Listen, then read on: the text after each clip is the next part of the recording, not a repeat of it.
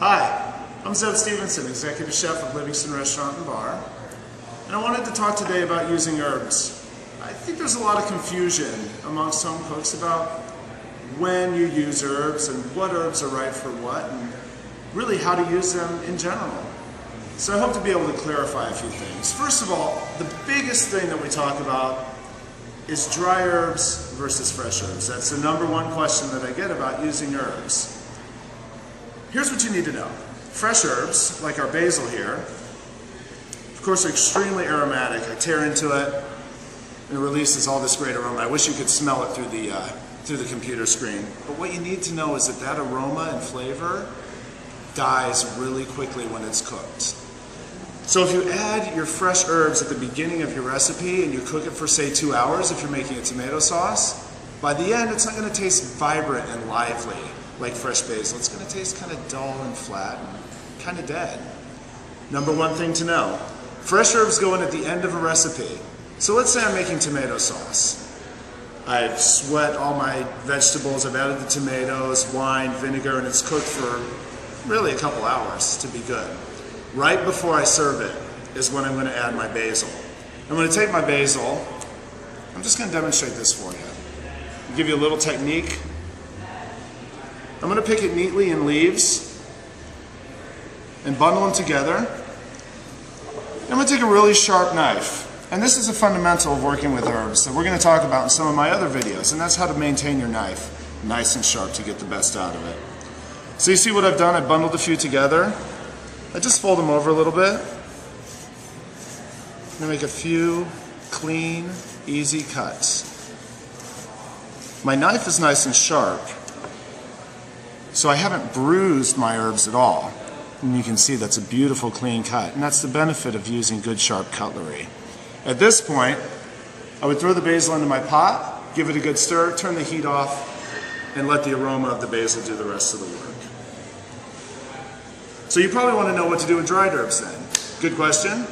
We're going to dial back to the beginning of the recipe when I have my onions and my garlic all in the pot on slow heat together. I would add dried oregano, and I would let the heat and the convection steam that aroma and flavor out. And it's going to steam into those vegetables and into the rest of the recipe. It's going to make a lasting impression in that recipe that you're going to taste at the very end when you eat it. You'll have complexity of flavor and aroma. It'll be dynamite. You're going to love it. When we work with mint, and I love mint. Mint is one of my favorites, actually. And it's not just for garnishing dessert plates. It's really for a lot more than that. Of course, mint is very commonly used in Middle Eastern cuisine. And also the food of the Southeast Asian regions. You're looking at Vietnam, in particular Thailand. But we're going to approach it the same way as we did with basil. We're going to take a few leaves, we're going to bundle them together, and we're just going to draw our knife through there. And you can see how cleanly that cuts. And I wish you could smell it again because it's releasing just very beautiful and vibrant aroma into the air.